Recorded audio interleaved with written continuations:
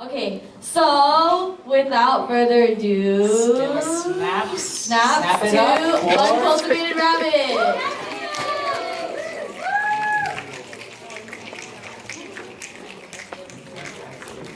Surprise, it's not Nghiem. Yeah, I know you're all very disappointed. Okay, so before I get to the actual, the snaps and the thing, before I get to that, I just want to personally thank, on behalf of our group, thank on Uniting Voices for having us out here.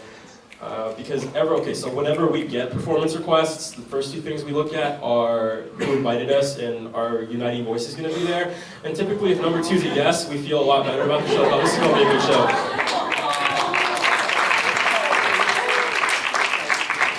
Okay.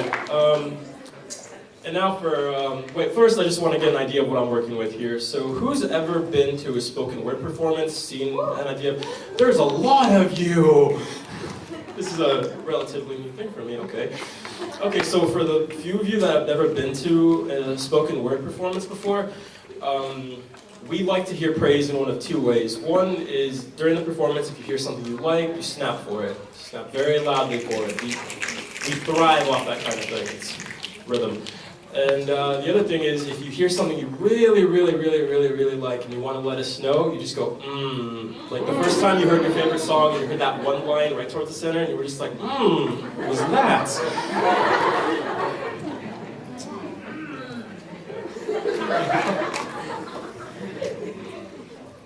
Alright, this is, I originally came in with something I had memorized and then I thought, I just performed it on Monday, so come on, it's UV's show, I might as well write something brand new for this. So, yeah, you guys are just getting all of it tonight, huh?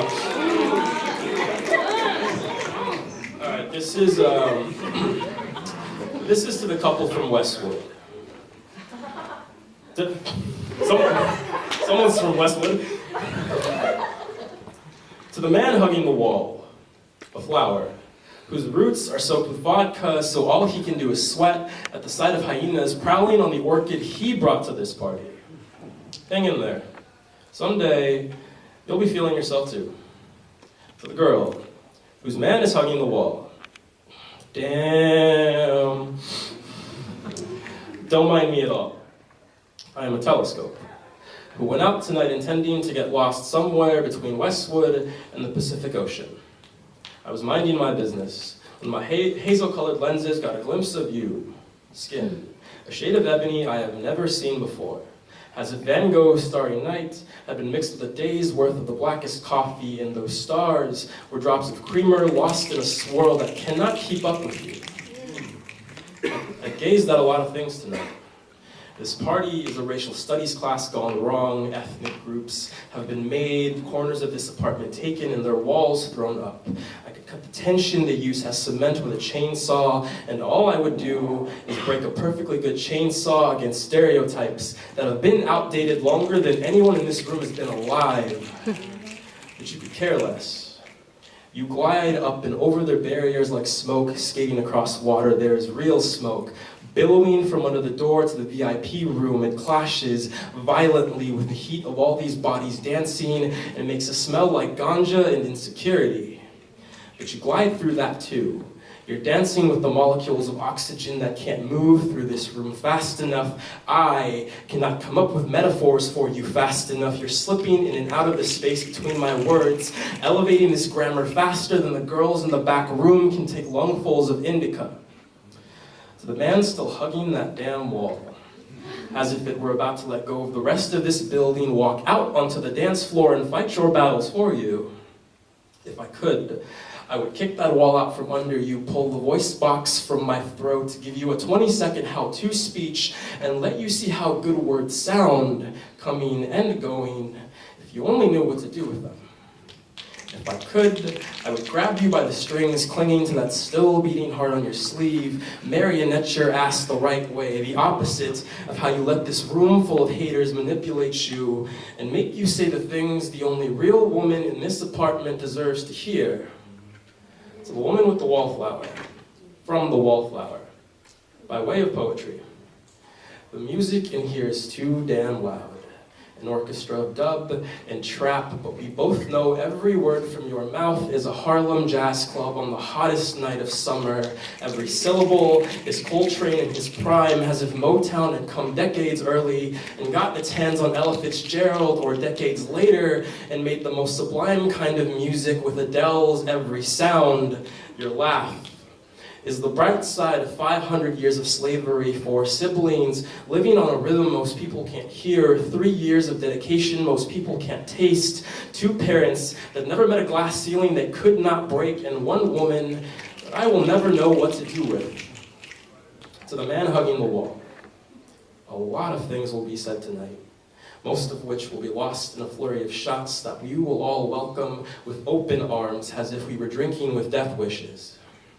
But I will always remember how you complimented me, telling me I was the flyest man in the room, when you're the one that walked in with a piece of heaven under your arm, and that wall you've insisted on slow dancing with all night is the only thing keeping your feet on solid ground. To the couple from Westwood, a lot of things will be said tonight, most of which will be forgotten. But I sincerely hope you both remember that I wished you the very best.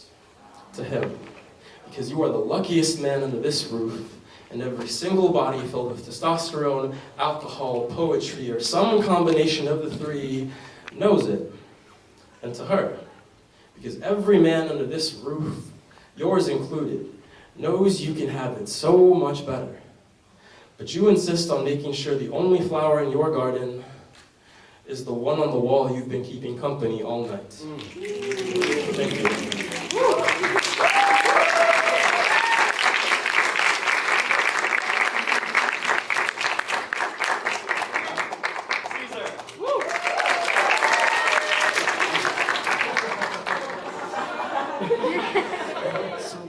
Sorry, Boo.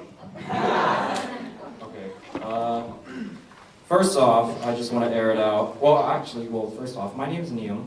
Nice to meet you all. So first off, if at any point it looks like I'm winking at you, it's only because my contact is super dry. So I just don't want there to be any awkwardness tonight. So there's that. What Cesar did not tell you before he began is, for both of us, this is our final performance as undergrads. So it means a lot, and I'm glad that we get to both of you here. Yeah, again, same rules apply. If you like what you hear, snap for it or go, because it's so delicious. Yeah, so I had a really hard time trying to figure out what I wanted to perform tonight, just because it was my last one and I wanted it to be special somehow. And I couldn't write anything new, so I decided I might as well bring it full circle and perform one of my first spoken word pieces I wrote as a freshman. So.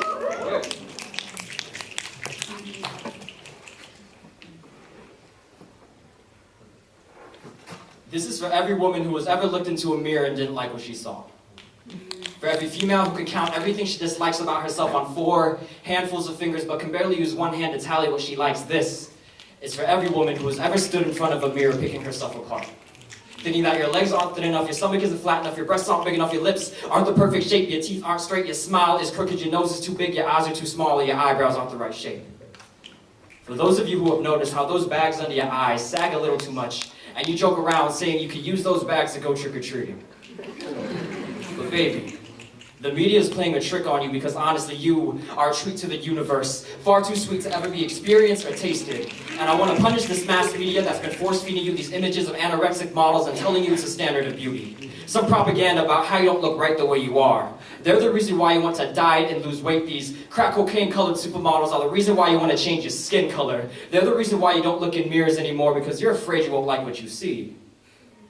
And I want to punish this media mostly because of the way it's made you feel about yourself. You don't deserve to feel like this. The media never had a right to make you feel inadequate and ugly.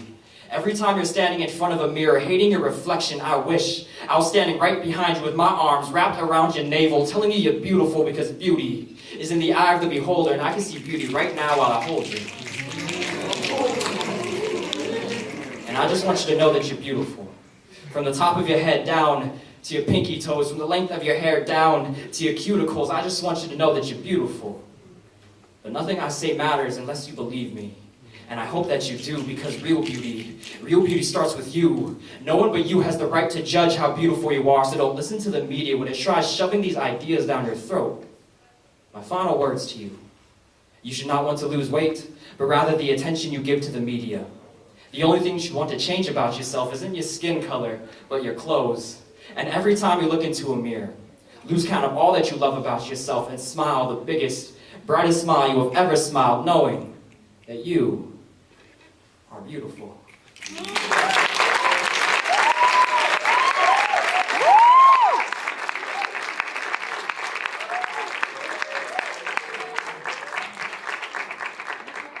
Snap for him one more time. I feel so much more beautiful. So our next